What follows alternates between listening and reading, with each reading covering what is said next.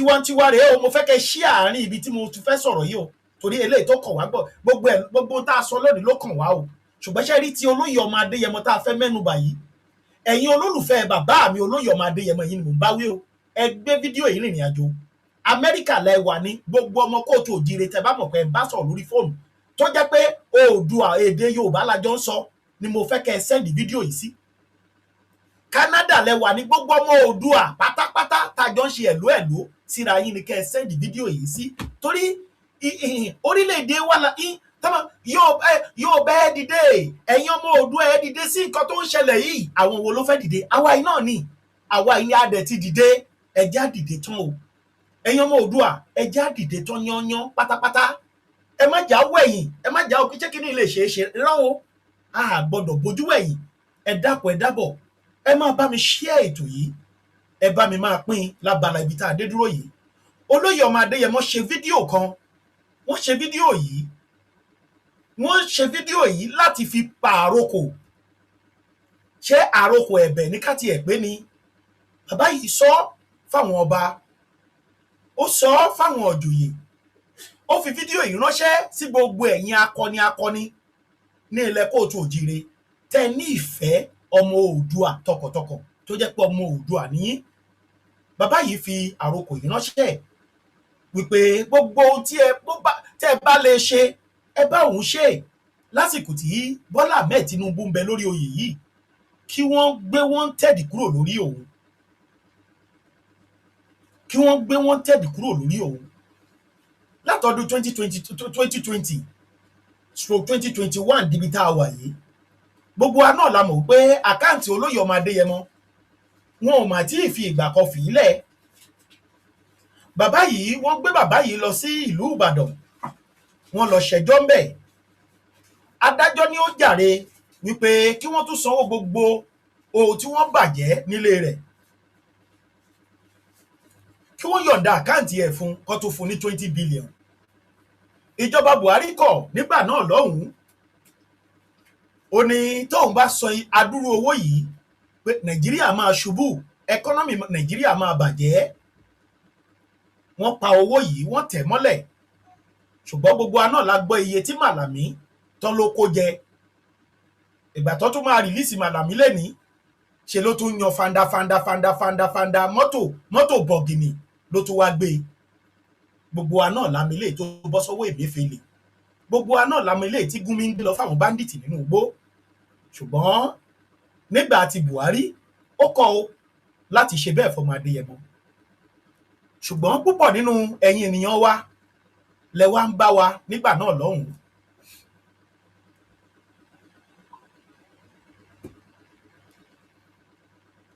tí ẹni tí bàbá wo Olódòdẹ tó bá débẹ̀ pé ó máa fi olóyè ọmọ Adéyẹmọ ó máa fi bàbá lẹ̀ ṣùgbọ́n di bá a ṣe ń sọ̀rọ̀ yìí àti ìgbọ́n kankan ẹ já sáré gbọ́ mẹ́sẹ̀jì bàbá wo lóye kí ni bàbá sọ ẹ já gbọ́ ẹ̀yin yẹn mi. olè kan ti dé o àwọn olè any kind of genocide or targeted persecution. ẹ já gbọ́ nǹkan tí bàbá wa olóyè ọmọ Adéyẹmọ fi ránṣẹ́. ìtara pé Yorùbá ni mí náà wáyà tó máa pààrọ̀ mi tí máa dẹ̀ mọ̀ wòran òun ni ara fi ta mí gbogbo nǹkan mi tán bàjẹ́ mo gbà fọ́lọ́run àwọn tó ti kú kọ́lọ́n bá mi dóòlà ẹ̀mí wọn kọ́lọ́n bá mi dá àwọn ọmọ wọn sí kọ́lọ́n jẹ́ káwọn ọmọ wọn náà jẹ́yàn so ó wáyé kẹ èmi tí mo dẹ̀ wà láyé tí mi tí ì lọ náà ó yẹ kẹ tiẹ̀ fàyè gbà mí kẹjẹ́ kí n padà sínú ilé bàbá mi kí n tiẹ̀ padà sí di ẹrù mi gbogbo property mi kẹ lé mi ń bẹ̀ mi ò lè fọwọ́ kan àkáǹtì mi ì lè ṣe nǹkan kan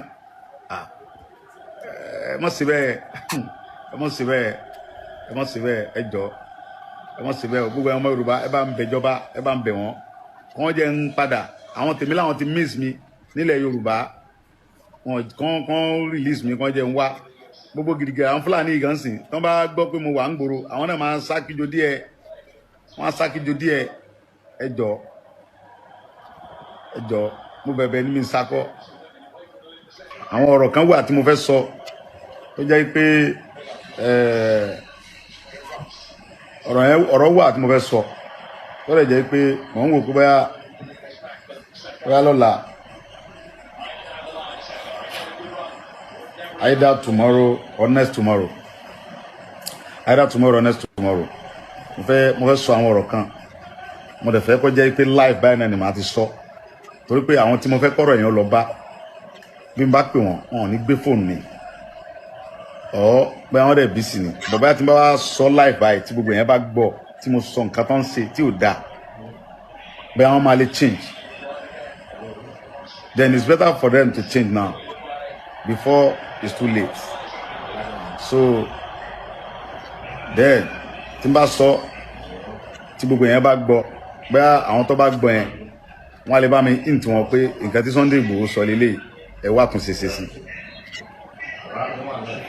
Ẹ̀yin lálágbára tọ́lọ̀ ń gbàgbára fún ìran Yorùbá dẹ̀ ní àwa ọmọ Yorùbá yín àwa náà ń pa àwa náà ń jí gbé ẹ bá wá nǹkan ṣe sí ẹ dákun ojú òní tì yín kì í ṣe gbogbo nǹkan yẹn ni bàbá Tinubu lè ṣe bàbá Tinubu lè ṣe gbogbo ẹ o a ní láti fọwọ́sowọ́pọ̀ pẹ̀lú bàbá Tinubu làwọn la fi lè dẹ́kun gbogbo jíjínigbé gbogbo wa kírímínà Fúlàní jíyàn gbé wọn jẹ wọn lóko wọn halẹ̀ wọn dùn gbogbo yẹn àwa náà gbọ́dọ̀ fọwọ́sowọ́pọ̀ pẹ̀lú gọ́ọ̀mẹ̀ntì ló fi lè ṣeéṣe èmi dẹ̀ rẹ́dì gbogbo wa máa ń sọ pé tí wọ́n bá free mi tí wọ́n bá fàyè gbà mí tí wọ́n jẹ́ kí n wọlé èmi fara mi kalẹ̀ àmọ́ èèyàn bẹ́ẹ̀ ló pọ̀ wọ́n jẹ́ bí irú tèmi náà táwọn náà rẹ́dì ṣùgbọ́n nìkan ló máa kọ́kọ́ ṣáájú táwọn kan tó tẹ̀lé so ọ̀pọ̀lọpọ̀ yẹn bẹ́ẹ̀ ló rẹ́dì tọ́jú pé tí wọ́n bá rí tí mo ṣáájú àwọn yẹn máa tẹ̀lé mi but ìjọba ńlá ti free mi ná so tí wọ́n bá free mi mo fira mi lẹ̀ láti ṣiṣẹ́ tó yẹ ká ṣe tálàfíà dẹ̀ máa wà lẹ́ Yorùbá kí ṣe gbogbo nǹkan yẹn la máa bọ́ta la máa bú àwọn ọba wa kò dáa àbí gbogbo nǹkan yẹn la máa fi bú bàbá Tinubu kò rí bẹ́ẹ̀ so dédé sí gbogbo nǹkan yẹn la máa fi bú àwọn gómìnà àwa náà gbọ́dọ̀ fọwọ́sowọ́pọ̀ pẹ̀lú ara wa ká mọ̀ búra wa ká mọ̀ bara wa jẹ́ ká dẹ̀ mọ̀ dalẹ̀ ara wa òun la fi lè ṣẹ́gun àwọn Fúlàní yẹn àwa Yorùbá la ní ẹwà àwọn bàbá tó bá dákó ń gbà yẹn iṣu wọn ní à ń kí à ń sà ẹlẹ́ẹ̀mẹ́ni ó kú alábìsú gbọ́rọ̀gbọ́rọ̀ lóko àbàgbàdo kọ̀rùkọ̀rù lórí ebè àwa ń béèrè pé sọ́dẹ ló kú ní àbágbẹ̀ so ilẹ̀ wa da ilẹ̀ dúlá ní gbogbo nǹkan lọ́lọ́run fún wa nílẹ̀ Yorùbá tó dáa àwọn tí wọ́n wá ń dá àwọn bàbá aláàmú tí wọ́n jù wọ́n lọ sóko mọ́ bẹ́ẹ̀ bá ló ń lọ sóko àyà rẹ̀ a máa já so mo bẹ̀ yín mo rọ̀ yín ní ságídí ẹ jẹ́ kí n wọlé ó ti tó bẹ́ẹ̀ náà ẹ jẹ́ n wọlé padà ẹ bá gbẹ̀yìn ọmọ Yorùbá ẹ bá ń bẹ̀ jọba ẹ jẹ́ kó free ẹni kan free mi kan jẹ́ n wọlé padà táwọn Fúlàní náà bá gbọ́ kókókó dé ọ yẹ kó lè fi yẹn tiẹ̀ fíà mi kí ni mo ṣe látọdún yìí tẹ wá sí mi wọn ta tó bá jẹ́ pé Fúlàní ló wà ní gọọmenti wọn ti free àwọn ọmọ wọn wọn ti ẹ wòye àwọn Fúlàní kírímínà àwọn Fúlàní Boko Haram tó ń pààyàn tó ń jiyàn gbé tí Buhari ló ń fún wọn ní amnesty lẹ́nu ọjọ́ mẹ́ta mo tún gbọ́ information pé wọ́n ní wọ́n tún lọ ń bẹ̀bẹ̀ fún àwọn bíi 70 people inú prison pé tó ń fún wọn ní amnesty kán máa lọ Mr. Malami ọ̀gá Malami tí wọ́n ní kán lọ pa mí níjọ́ kínní àná tí wọ́n sọ wípé kan lọ sígbà kan lọ sàwó àwọn náà nísìn báyìí nísìn ẹwọ Ọlọ́run ẹrí pé àwọn náà nísìn wọn odidi yàrá kan náà fi lóògùn kan sí so nítorí kéèyàn fi mọ ṣe dáadáa nìyẹn kéèyàn dẹ mọ nígbàgbọ́ pé Ọlọ́run ọba lọba tó lágbára ẹ̀dá ò lágbára jọ Ọlọ́run lọ so Ọlọ́run níjọ bàjẹ́ fún gbogbo ẹ̀yin olólùfẹ́ mi mo bẹ̀ yín ni ẹ̀yin tẹ́ bá jẹ́ tèmi mo bẹ̀ gbogbo ẹ̀yin bàbá wa mo ti káàkiri ìtara pé Yorùbá ni mí nà ó. ẹ̀yin èèyàn mi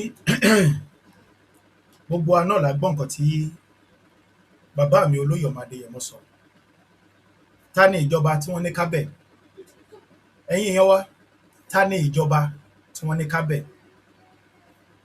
ààrẹ Bọ́lá Ahmed Tinubu tí gbogbo púpọ̀ nínú ẹ̀yin olóṣèlú tí ẹ̀ ń pe àwa sọ̀rọ̀sọ̀rọ̀ fúngbà náà lọ́hùn wípé ẹgbẹ́ Odùduwà nation yín ẹgbẹ́ kọ́ná tí Tinubu bá débẹ̀ tí bàbá bá débẹ̀ ó máa gbogbo nǹkan ló máa ṣe á dẹ̀ free Olóyè Ọmọ Adéyẹmọ pé kinní kan kò ní ṣẹlẹ̀ pé ká ẹ fi ṣẹ̀bẹ̀ gbogbo nǹkan lẹ fi ṣe ká tẹ̀ gbà pé àwa ò dáhùn àwa ń bá ṣe tiwa lọ torí pé Olódùmarè ló gbéṣẹ́ ìran wa ṣùgbọ́n ó rí bẹ́ẹ̀ kò rí bẹ́ẹ̀ gbogbo yín ọ̀nà lẹ tún padà jáde tẹ̀ tún sọ pé Oòduà nation tá à ń pariwo yìí òun ló jẹ́ kó tètè fún bàbá ní tíkẹ́ẹ̀tì o òun ló gbé Bọ́lá Ahmed Tinubu wọlé o àwọn Fúlàní ò fẹ́ gbà o gbogbo yín ò lẹ tún wá padà dúpẹ́ ká tẹ̀ gbà pé àwọn ò mọ̀ pé ó lè rí bó ṣe rí ṣùgbọ́n ohun tá àwa ń fẹ́ òun làwa ń ṣe lọ́n ti wa àwọn òró sí gbogbo ibi tẹ́yìn rò sí yẹn ẹ̀yin náà lẹ padà jáde tẹ padà sọ náà ń sìn pẹ̀lú ìlérí tẹ́ ẹ wá ṣe nígbà náà lọ́hùn ọmọ olóde òde wọlé èmi bìlí pé gbogbo ẹ̀yin alágbára tẹ́ ẹ ń bẹ nínú òṣèlú yìí ló yẹ kẹ́ ẹ wá fẹnu kò lónìí wípé bàbá ẹ ti wọlé o nípasẹ̀ ọmọkùnrin náà lẹ́dẹ̀gbà káti ẹ̀gbà pé òun ò mọ̀ pé bó ṣe máa lọ nìyẹn ṣùgbọ́n ó dẹ̀ ti lọ bẹ́ẹ̀ torí ohun tó lódùmarè kọ ni ó dẹ̀ ní nǹkan tó lódùmarè fẹ́ kẹ́yìn náà wá ṣe nínú ló fi sọ pé kẹ́ ẹ di ààrẹ bí bẹ́ẹ̀ kọ́ yíyá yẹn ni gbogbo nǹkan ìbá dàrú so èmi believe bó yẹ kẹ́yìn náà lè dìde lénìí láti ran bàbá wo Olóyè Ọmọ Adéyẹmọ lọ́wọ́ gbogbo yín lẹ̀ ń sùn tí gbogbo yín lẹ̀ ń gbádùn lẹ̀ ń ṣe gbogbo yín lẹ̀ ń lọ lẹ̀ ń bọ̀ bàbá yìí sọ ọ̀rọ̀ kan ó ní ọmọ Oòduà ní gbogbo wa ó ní tó bá yẹ pé àwọn Fúlàní ló wà ń bẹ̀ ó ní wọ́n ti free ọmọ wọn bẹ́ẹ̀ ni o Màlàmí tó mú sí wọ́n ti free ẹ̀ wọ́n ti gba béèlì ẹ̀ tẹ́ ẹ̀ bá tí ì gbọ́ láìpẹ́ yìí la gbọ́ pé ní sáìdì ibìkan ní ilẹ̀ Haúsá ó dà pé bíi 66 àwọn bandits ni wọ́n release níbi tí wọ́n tì wọ́n mọ́ tí wọ́n ní kó máa lọ gbogbo ẹ̀ la gbọ́ ẹ̀yin ènìyàn mi ìjọba wo ló ń ṣe yẹn ká tẹ̀ gbà pé ìjọba Fúlàní gbogbo àná la mọ̀ pé Gúnmi ló ń operate ṣùgbọ́n ṣé Tinubu á sọ pé òun ò rí ṣé bàbá láwọn ò rí ni ẹ̀yin ènìyàn mi ẹ má jà bàtàrà wa kù o gbogbo ẹ̀yin ọmọ Oòduà pátápátá Olóyè Ọmọ Adéyẹmọ ní ẹ bá mi bẹ̀jọba ta ni ìjọba òun ni bàbá wa Bọ́lá Ahmed Tinubu òun ni ìjọba tí ń bẹ ń bẹ bàbá pàrokò bàbá tó wá sọ̀rọ̀ kó ní kó tó late ó ní kó tó pẹ́ jù ó ní kí bàbá ṣe é ọ̀pọ̀lọpọ̀ wa là ń dìde àwọn olóyè ṣèbóṣà ń wọlé lẹ́ẹ̀kan tó ń jáde gbàbẹ̀nẹ̀ wọ́n ń jáde ṣé Tinubu bá fẹ́ mu ṣé kò ní mu ni ẹ̀yin èèyàn kò dá o kò yẹ kí ẹ̀gún yìí wà lórí ó yẹ ká pa ẹ̀gún yìí rẹ́ lórí àwọn ọmọ Yorùbá ni o ó yẹ ká pa ẹ̀gún yìí rẹ́ lórí àwọn ọmọ Yorùbá ni o ó dàbí ọ̀rọ̀ Gbóyèga Adébóyè kan ó ní ọmọ Èkìtì bá lọ sí Ọ̀yọ́ tó bá wọ ọdún ọ́fíìsì wọn bẹ̀ ẹ káàárọ̀ olóyìnbó ni bàbá Ọ̀yọ́ fi máa dá lóhùn tó bá dẹ̀ máa sọ Yorùbá tó bá máa sọ Yorùbá fọ ọmọ bo ni ẹ̀ ń bolo ti wá Àkúrẹ́ ni ẹ̀yin Àkúrẹ́ pẹ̀lú ìṣe o ṣá gbébínú ẹ wá síbí ṣá ẹ̀yin ènìyàn mi àbí kó tiẹ̀ dán òyìnbó lẹ́gàn kó ṣe bí pé òun ò gbọ́ Yorùbá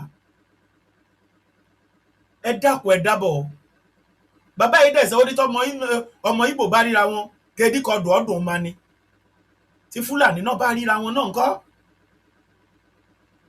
ẹ dákun ẹ dábọ̀ bàbá Bọ́lá Ahmed Tinubu gbogbo ọmọ Oòduà lápapọ̀ ẹ dìde gbogbo ọmọ Oòduà ẹ dìde sọ̀rọ̀ Ọmọ Adéyẹmọ ṣé kò tí ì tásìkò kára kí bàbá yìí ó padà wálé ẹ wo gbogbo àwọn èèyàn gbogbo àwọn ẹ kò jẹ́ kúrò lórí ìyẹn ẹ dákun ẹ dábọ̀ gbogbo ọmọ aládé Olóyè Ọmọ Adéyẹmọ lòun bẹ̀bẹ̀ ní o ẹ bá òun bá ìjọba sọ̀rọ̀ gbogbo ẹ̀yin tẹ́ ẹ wà nínú ìjọba àtẹ̀yin tẹ́ ẹ sí inú ìjọba náà ẹ bá wa kọ lẹ́tà torí gbogbo yín náà lẹ́ sọ fún wa pé ọmọ olódodo ọmọ Yorùbá ni ẹjọ́ débẹ̀ tó bá débẹ̀ a ṣe nǹkan tá a fẹ́ àsìkò bàbá Bọ́lá Ahmed Tinubu mà ti ń lọ púpọ̀ nù yín ẹ sì ń dúró di 2027 bóyá ó tún máa gun orí àlífà bóyá ó tún máa lu ọdún 4 sí ṣé mo pa ọwọ́ Ọlọ́run ló wà pẹ̀lú eléyìí tó wà lọ́wọ́ Trump lọ́wọ́lọ́wọ́ tó bá Nàìjíríà ń fà lọ́wọ́lọ́wọ́ yìí àti tí àwọn Fúlàní náà dẹ̀ dìde ń sìn ṣé mọ̀ pé àti gẹṣin bàbá ọwọ́ Olódùmarè ló wà o tí ò ṣe é fagídí ṣe ìgbà pé ẹ̀ ń ra voters card ò ní síbẹ̀ torí pé Ọlọ́run ti dé o Olódùmarè dẹ̀ ti dé bàbá Bọ́lá Ahmed Tinubu ìbá dára ìbá sàn kẹ́yìn náà lákọọ́lẹ̀ rere kẹ́ ní àkọọ́lẹ̀ rere torí bàbá sọ pé ó máa ya níbù tó lọ ya nírò ta lẹ́ máa bọ́ síbẹ̀ lọ́dún 2027 tó Olódùmarè dẹ̀ ṣe ń wò pé Oòduà nation yìí ó sì fẹ́ káwọn èèyàn jìyà dáadáa kó jẹ́ pé ẹnu wọn fúnra wọn náà ìfi máa bẹ̀bẹ̀ láwọn tí ò nígbàgbọ́ tó ìmọ̀ máa pe Oòduà fúnra wọn pé kó máa bọ̀ ó ṣeé ṣe bẹ́ẹ̀ kó lódùmarè fẹ́ fi Oòduà nation yìí tí àwọn kò gbàgbọ́ kó wá fẹ́ fi jẹ wọ́n níyà dáadáa nù Nàìjíríà kí wọ́n sọ ọmọ nù kí wọ́n saya nù kí wọ́n sọkọ nù kí wọ́n sọ ojúlùmọ̀ wọn nù kí wọ́n wá rí pé kò sọ́jọ́ ọ̀la fún wọn mọ́ Olódùmarè lè ṣe bẹ́ẹ̀ kó wá jẹ́ pé wá lọ bọ́ sọ́wọ́ Fúlàní kó bọ́ sọ́wọ́ Àtíkù kó lọ bọ́ sọ́wọ́ Àtíkù tí Ọbásanjọ́ sọ pé tóun bá sọ pé òun fẹ́ tì í lẹ́yìn láti dolórí á jẹ́ pé òun máa ṣẹ̀ láyé òun á tún ṣẹ̀ lọ́run látàrí iṣẹ́ ibi tó wà lọ́wọ́ ẹ̀ kó wá lọ bọ́ sọ́wọ́ Àtíkù ṣé Àtíkù ló máa wá ṣẹ̀ wá free ọmọ yín táwa sọ pé Sunday Igboho mo dá ẹ lẹ̀ kó máa lọ ṣé kò tún ní máa wo Sunday Igboho kò ní máa wo bàbá bíi pé àwọ̀ èyí ló tún máa fẹ́ disturb ìjọba òun cause bàbá náà wò pé ìgbé ayé àwọn agbọ́n tá tiẹ̀ jẹ́ tá a jẹ́ èèyàn ẹ̀ a máa sọ pé bàbá tẹ́ ẹ̀ bá sọ because à ń gbìyànjú pé ká tiẹ̀ sọ gbogbo ẹ̀ dógún bẹ́ẹ̀ bàbá ní rárá ọ̀nà tí ó yẹ ká gbégbà ẹ̀ náà ní ká gbégbà a gbọ́dọ̀ sọ dógún a gbọ́dọ̀ sọ dìjà torí àwọn ènìyàn wa gbogbo nǹkan tá a tiẹ̀ ní iná ẹ̀ tiẹ̀ jẹ́ ká lò ká patú ọwọ́ wa bóyá ṣe bíi tàwọn IPOB náà ẹ̀ máa sọ wá dà kí gbogbo ẹ̀ dàrú ṣùgbọ́n bàbá ní kò sí tó jọ o a gbọ́dọ̀ ṣe bẹ́ẹ̀ bàbá Professor Baraji Ajíkòyè kò ní kò sí tó jọ ẹ ṣáàjà máa tó bá ṣe tó yìí adẹ̀dúpẹ́ lọ́wọ́ pé àwa ọmọ gbọ́ràn àwọn akẹ́kọ̀ọ́jú gbogbo gbọ́ràn agbọ́ràn sẹ́nu bàbá Ọlọ́run dẹ̀ ń jà fún wa lọ́jọ́ tòní àwa dẹ̀ sì dúró tó bá ta bá ti rí pé ó ti tásìkò àtìkò náà ti tó náà nìyẹn ṣùgbọ́n ẹ wo gbogbo nǹkan ẹ wo bí gbogbo nǹkan ṣe ń lọ ṣe irú ènìyàn yìí ló wá yẹ kó tó sì wà lẹ́yìn odi ènìyàn tó lọ sọ́dọ̀ ọba tó lọ sọ́dọ̀ ẹ̀yin bàbá wa ẹ̀yin ọba wa ẹ̀yin ọba aládé ó dọ̀bálẹ̀ ó ṣe gbogbo nǹkan pé ẹ jọ̀ọ́ ẹ kò gbé kínní kúrò lórí mu Ọlọ́yọ̀ ti Ọ̀yọ́ promise bàbá wa Láàfin Ọ̀yọ́ promise bàbá wa Onírìṣà promise bàbá wa Ọlọ́wọ̀ promise gbogbo ẹ̀yin ọba a mọ̀ pé ẹ gbìyànjú a dẹ̀ mọ̀ pé ẹ ṣe ń gbìyànjú o ṣùgbọ́n a ti rí iṣẹ́ yẹn bàbá yìí tún ṣì ń jáde láti sọ wípé òun fẹ́ kẹ́ ẹ ràn òun lọ́wọ́ that means bàbá yìí ò tí ì rí nǹkan kan nìyẹn ẹ̀yin ọba wa ẹ dákun ẹ jọ̀ọ́ mi ò wọ fìlà ní ìbá ní kí n ṣí fìlà forí adé ẹ má jẹ́ orí báyìí ẹ má jẹ́ orí báyìí ẹ má jẹ́ kí ìtò tún sọ nípa ọmọ Adéyẹmọ pé ẹ̀yin àgbààgbà yín náà lẹ tún fọwọ́ ara yín ṣera yín ẹ má jẹ́ kí ìtò tún repeat ara ẹ̀ pé gbogbo ẹni tó bá ṣe Yorùbá lóore ibi ni wọ́n fi ń ṣù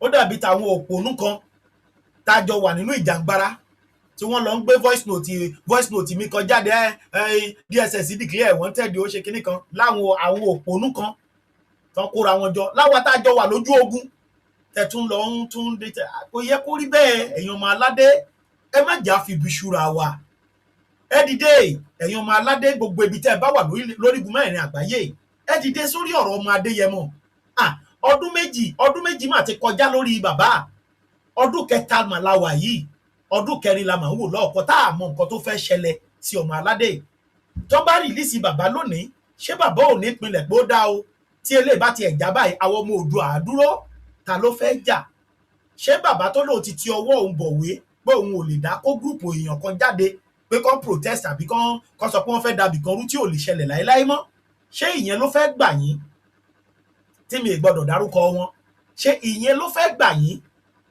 àbí ẹni tó ń sọ fún yín pé ẹ kò sọ pé ẹ̀yin bàbá mi yìí lẹ rán mi iṣẹ́ òun á dẹ̀ lọ láti lọ ṣé bàbá ò mọ̀ pé ìjọba ń bẹ ń bẹ ni tí bàbá fi sọ̀rọ̀ yẹn pé ẹ kò charge sọ fún mi pé ẹ̀yin bàbá yìí ẹ wà lẹ́yìn mi ẹni máa bọ̀ ń lé èèyàn ẹyọ kan ṣoṣo dẹ̀ ń ṣe gbogbo nǹkan wọ̀nyẹn ẹ̀yin àgbààgbà wọ̀nyí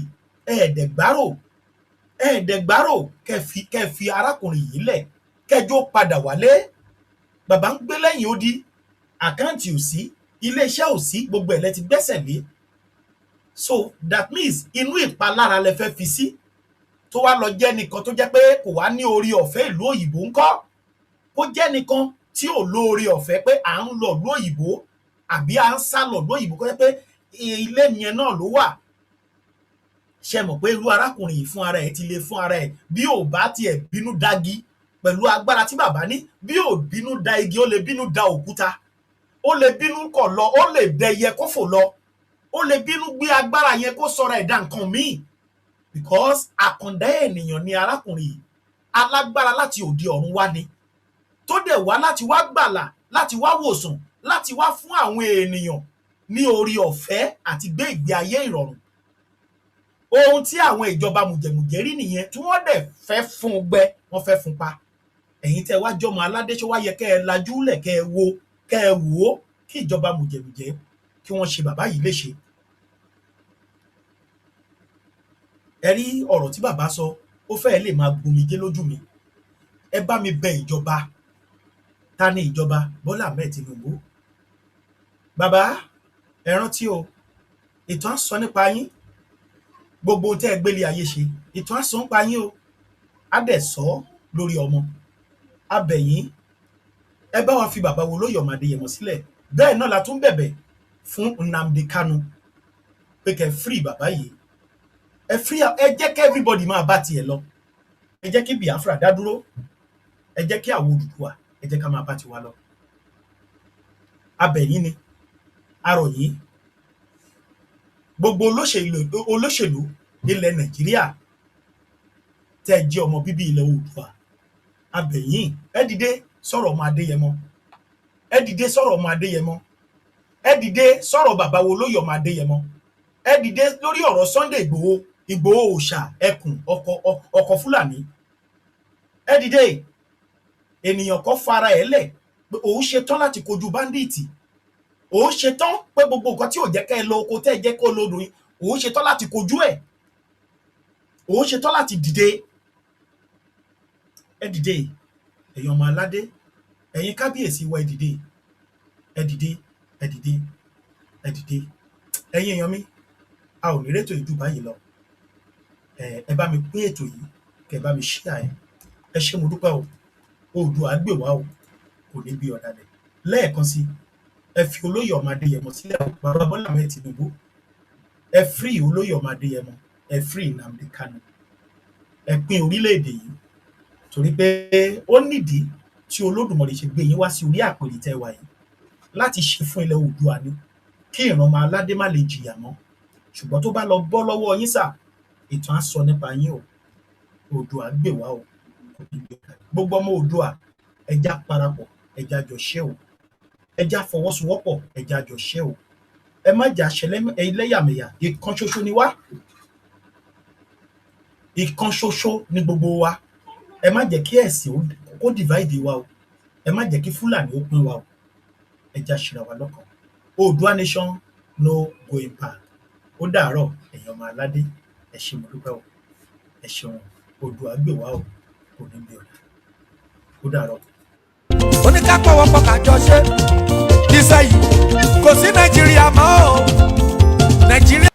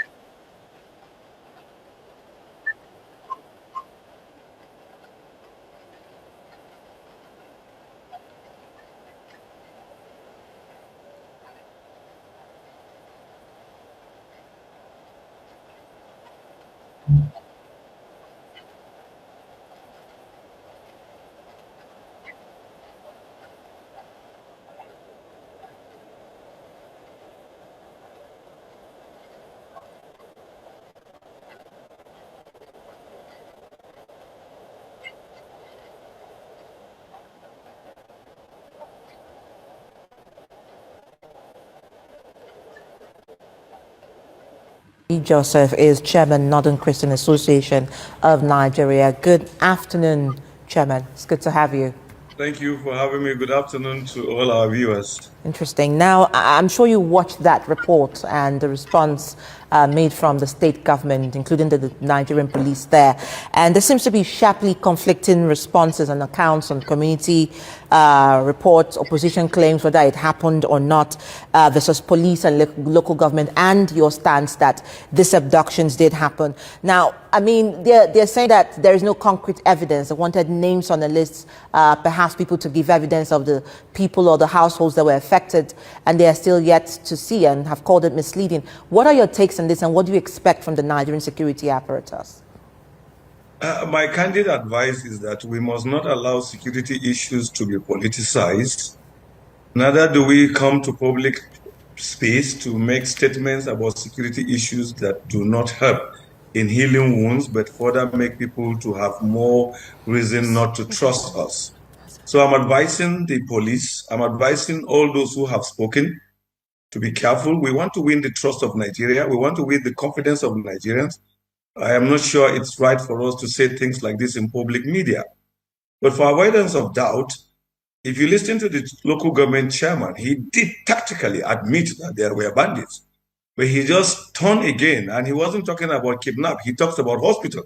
So that shows you that he wasn't really answering the question, because no one was saying someone was in the hospital. We are simply saying that people were in church and were kidnapped. He asked for something, and call him now and again and ask him. He asked that if we have the list. This morning, we have the list of 177 people with him. So we have the list. So let him tell the other one. We have the name of the church. We have the time the incident happened. The police also know that they have the report wired by them. So I'm not sure it is right for security issues to be politicized, because it's like you don't care about the life of the mother of somebody, the father of somebody, the son of somebody, the friend of somebody. I don't want to belong to that. As a pastor and as a Christian, I've said the day I start lying when it has to do with life of individual, I should just hand over my license and stop preaching. So this incident happened. All we want the security agencies to do is to go after them. But to come to the public and start denying, and I don't know who they were referring to as merchants. Sadly, we don't understand. Is it the community people who are merchants? Is it the current chairman of local government who is a merchant? Or are the stakeholders in that place who confirm that this incident happened that are merchants? Because for us, we are just partners in progress, wanting to help make sure things are done right. And we want to do it with truthfully. We want to do it with integrity. We don't want to join into the politics of lie. Sadly, this report had combination of party issue. I think it shouldn't even have another party speaking now. We're talking about Nigerians that we feel, we know have been taken away. Let's tell our security to go after them. We trust our governor. We appreciate the effort of the security agency in Kaduna State. In the last 1 week, they have actually helped us rescue some of our pastors, rescue even the wife of Venerable this. So we commend them, and we know they can also go after these people and rescue them. But I don't know the politics being played and the denials. This is quite sad. But whoever is asking for list, we have shown them the list. Let them tell us that list does not exist. Just before we let you go, you know, when you talk about the history of insecurity and the distrust around official responses, I mean, a lot of people are expecting more from security officers and agencies to reassure citizens and worshippers that incidents are not just thoroughly being dismissed. So what would also be your counsel, instead of going to the media, extempore to just respond? Would you ask for a guided investigation, prior to this kind of outcome? And that's what we have advised them. I've spoken to almost all of them today, since yesterday to this morning, drawing their attention to the facts that are available, the evidence that are available. And I think we don't have any controversy or argument about the facts that are available. Whatever may have led to the reason why they deny, well, I can't interpret it, but I want to appeal to everybody. This governor is being loved by Kaduna State people. So please don't give people an impression as if something is wrong. The governor is trying. So nobody is accusing the governor. It's not the game about accusing the governor. It's the game about criminals coming to take our citizens. So let's go after them. But when you start playing game, you are not helping the leaders, you're not helping the governor, you're not helping the state, and we can't deny. You can't tell me 100 and something. Even if it's just 2 people, you can't just come publicly and deny that it never happened. Well, we can show you proofs with names. The Nigerian government is outright denying that there's any kind of genocide or targeted persecution against Christians. Why? And really what they're saying is they're saying that it's it's equal opportunity violence in northern Nigeria, which is absolutely not true. They'll cite Muslim on Muslim violence, but the Muslim on Muslim violence that's happening in northern Nigeria is radical Islam, Boko Haram and ISWA, targeting Muslims that don't hold their radical beliefs. Christians are inordinately targeted, almost 5 times more likely to be most killed dangerous than Muslims. place in the world Absolutely. to be a Christian. 50,000 Christians since 2009. 70% of all the Christians killed around the world are killed in northern Nigeria. I've stood at the mass graves of friends of mine who've been buried many, many times, scores of mass graves where 20, 30 people are buried in these graves. I've never stood at a Muslim mass grave.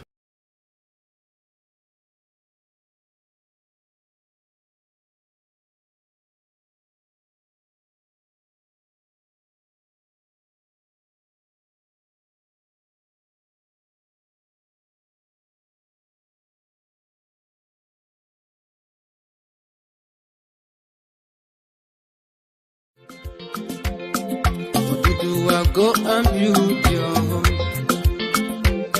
for we are going home. Nigeria cannot walk again. Build your home is your home. Me too, but go and build your home, for we are going home. Nigeria cannot walk again. Build your home is your home.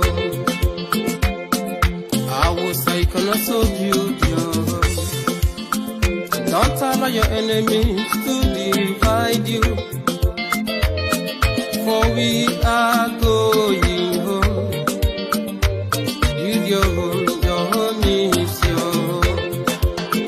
Why must we perish in one Nigeria?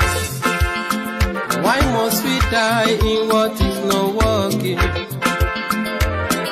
The country white migrated for us. The country we don't know how she came about.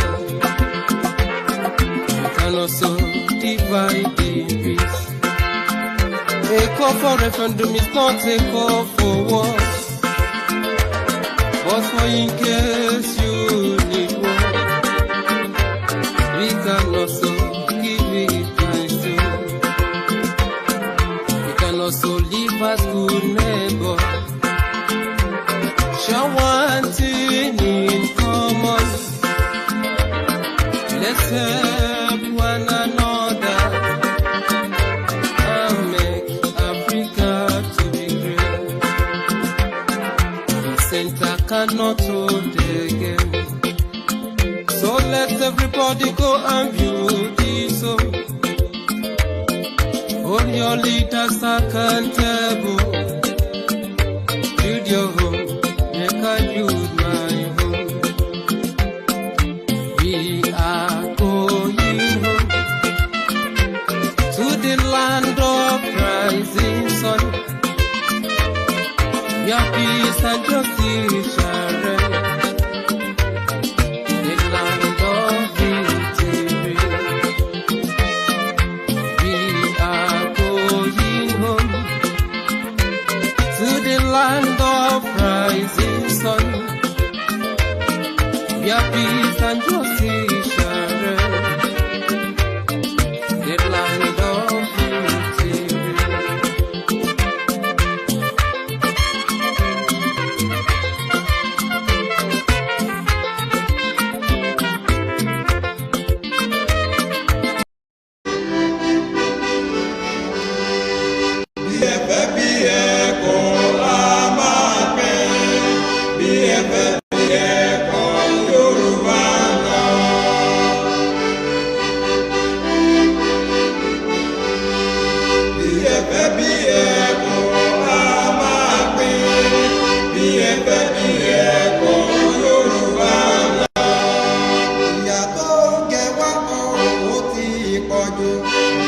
Ẹ ti bọ́dá àwa pa ẹ síta ń sá.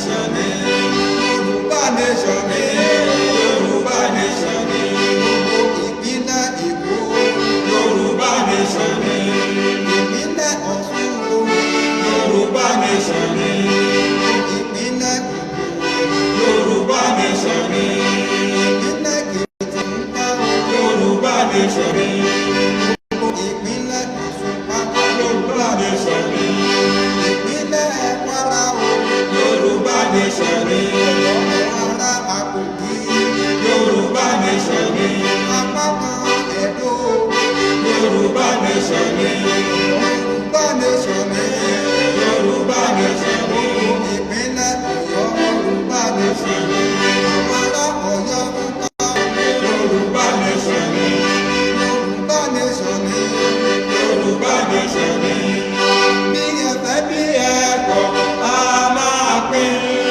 bí ẹ̀fẹ́ bí ẹ̀kọ́ Yorùbá lọ. Bàbá Akíntóyè mo gbàdúrà fún ẹ ò ní kú. Àmín. Bàbá yìí ò ní kú. Àmín. Ohun tó ń lépa fún gbogbo ọmọ Yorùbá yẹn ó máa ṣojú yín. Àmín. Bàbá Akíntóyè kọ́lọ̀ ń lọ́ra ẹ̀mí. Àmín. Nítorí pé ńgbà ọ̀rọ̀ ní débi tó dé tí wọn ò gbà fún Abíọ́lá kí ló fà á àwọn méjì ló ṣèké Abíọ́lá fún Sultan pé ó dà pé Abíọ́lá ti ń lọ sọ́dọ̀ Màlájì nítorí pé kí ni ìgbà tí wọ́n ṣe primaries apá coordinator mi ó fẹ́ sọ olúẹ̀dẹ̀ lẹ́kìsà ọba ní ká má sọ ní pé àwọn ní sójà kankan rárá àsìkò ikọ́ Tinubu máa ṣiṣẹ́ ní Tinubu President Tinubu ni ó jẹ́ ká mọ bí Nàìjíríà ṣe dúró sí bẹ́ẹ̀ ni pé wọ́n lọ pé Jonathan tó bá gbà òmùgọ̀ ni tó bá gbà fún òmùgọ̀ ni ẹjọ́ bàbá mi ẹjọ́ ẹ tú Sunday Igboho lẹ̀ oúnjẹ tó bá ti wọlé gbogbo gìràgìrà tó ń ṣe káàkiri tí àwọn kan wọ́n gbé tí Sunday Ààrẹ Ọ̀nà Kakanfò gbẹ́lẹ̀kẹ̀ sọ́rùn èyí ṣe ọba ọ̀fi èèwọ̀ ní kápẹ́ kì í ṣe kíni ó ṣe ni wọ́n bá ti bá sọ̀rọ̀ a lè jókòó alọ́bẹ̀ ni ó ṣe jẹ́ nìyẹn o ayọ̀ ni ó jẹ́ o.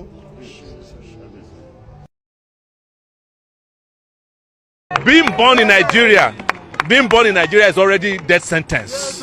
So nobody can scare me with death sentence. The moment you are born in this country, you have been sentenced to death, either by default or by accident. Being unable to eat, feed, have a roof over your head, and not be able to send your children to school, not to be able to live secure life, that is life imprisonment, in case you don't know.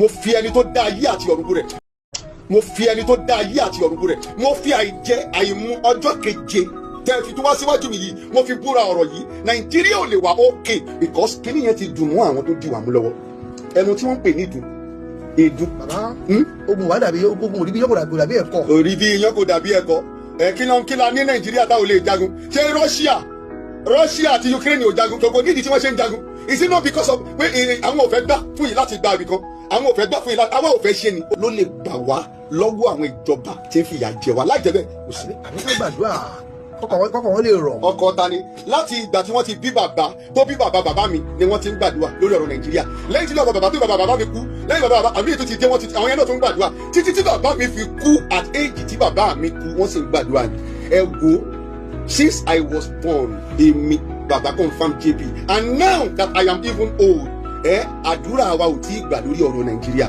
ó jẹ́ kí ọpọlọ àwọn ọmọ Nàìjíríà pé ohun tó ṣẹlẹ̀ nílẹ̀ bá àbí kí ló ti ń porúkọ wọn tí wọ́n lé gọ́ọ̀mẹ̀ntì òun ló máa padà ṣẹlẹ̀ Nàìjíríà ṣùgbọ́n ọmọ Nàìjíríà ò lè jà ṣé ohun tó ṣẹlẹ̀ ní Òwòrò Ṣòkí ṣé kò tó kí gbogbo àwọn ọmọ Òwòrò Ṣòkí kó dìde pátá.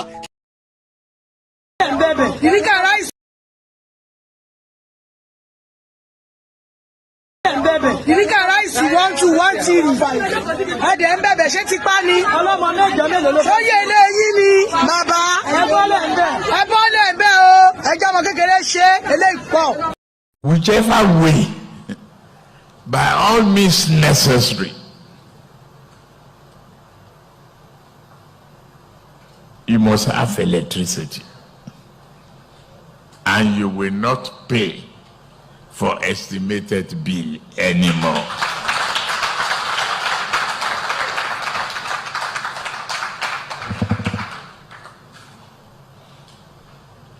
A promise made. Oṣù kìíní, oṣù kejì, oṣù kẹta, oṣù kìíní, Buhari, oṣù kejì, oṣù kẹta, èmi ló kàn. Oṣù kìíní, olùlẹ̀, oṣù kejì, olùlẹ̀, oṣù kẹta, olùlẹ̀. Ó jẹ́ sunkún lórí tẹlifíṣàn. Oṣù kìíní, olùlẹ̀, oṣù kejì, olùlẹ̀, oṣù kẹta, olùlẹ̀. Buhari sunkún lórí tẹlifíṣàn. Tí o bá sí èmi tí ń dúró, Buhari kò ní di president. Ẹgbẹ́ kìíní wá, èmi ló kàn. Ẹgbẹ́ kìíní wá, èmi ló kàn. Ẹgbẹ́ kìíní wá, èmi ló kàn. Bí Buhari tiẹ̀ san díẹ̀ o, Tinubu ìga o. Báwo ni ọjà lágbèkalẹ̀ látàárọ̀ ya ìpàsílẹ̀ kan o. Ọjà tó wọ́n jójúmọ́ ọjọ́ ayé lọ́jà fi wọ́n. Jójúmọ́ bàbá ń tá a bá rà lónìí kan là á rà lọ́la. Níjọ́ mo ti jẹ ráìsì kan, ó ti lé lóṣù 5 tí mo ti jẹ ráìsì. Nǹkan ìwọ̀n tó báyìí tí mo ti jẹ ráìsì. Sọ yẹ ká gbàlagbọ̀ ọmọ jẹun tó wù. N ta rí là ń jẹ o, kọ́lọ̀ mi bá ní ìjẹ̀lú yìí o.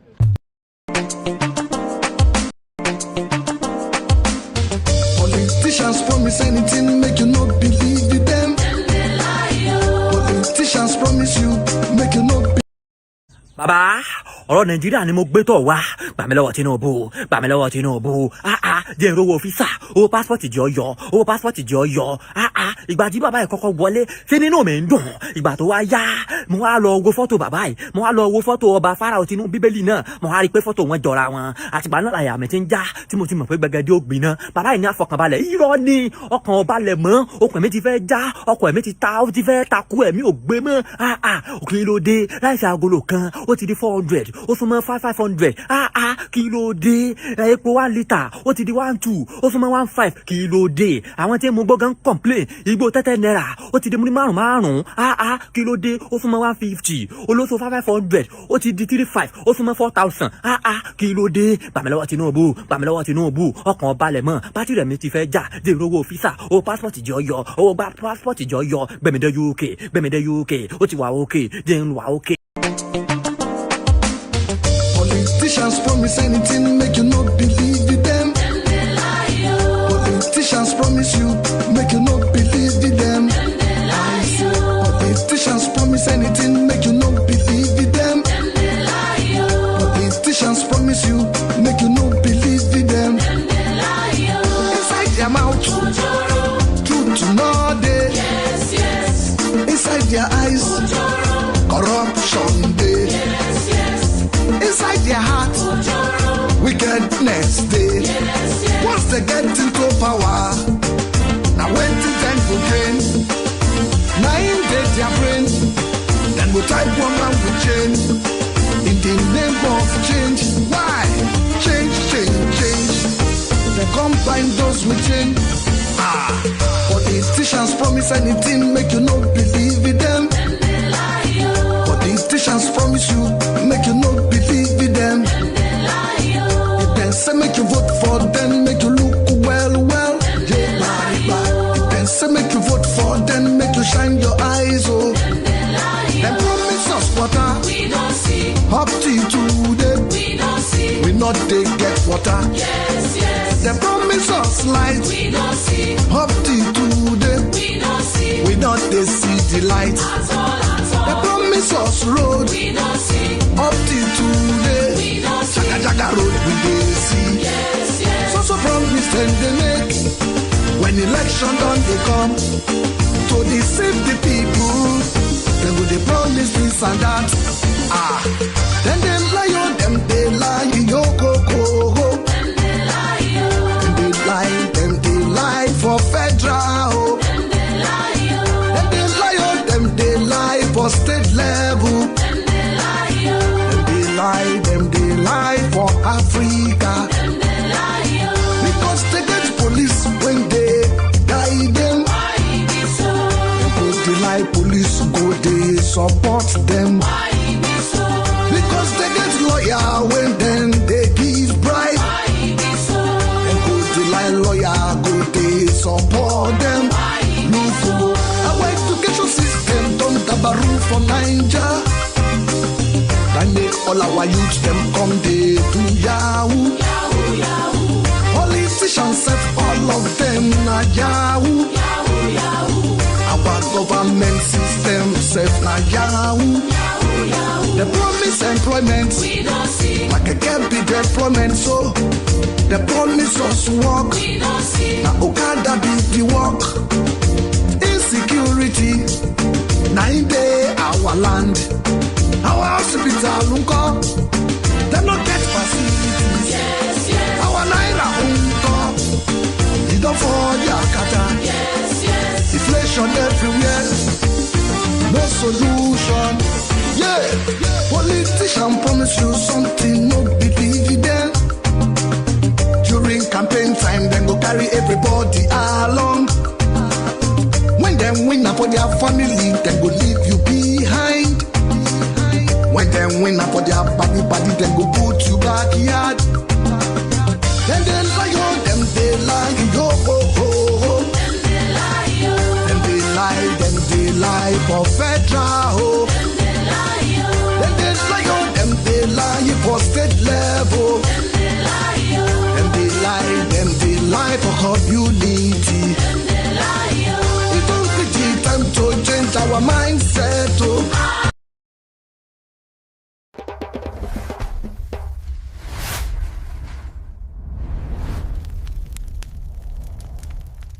You dey find real Yoruba gist, culture, truth, and vibes. Now here they. Arole Baba Tenten Media, no dollar. Subscribe.